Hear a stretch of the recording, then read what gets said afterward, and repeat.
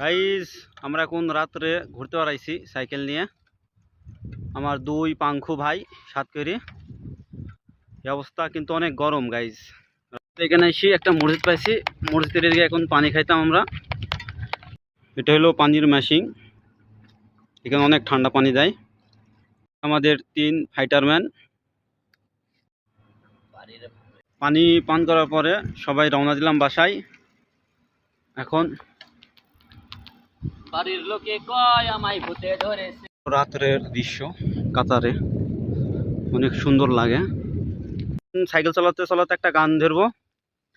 ও সাথী রে যেও না কোনো দূরে তোমারি লাগি অন্তরপুরে তুমি সারা বাসি কি করে।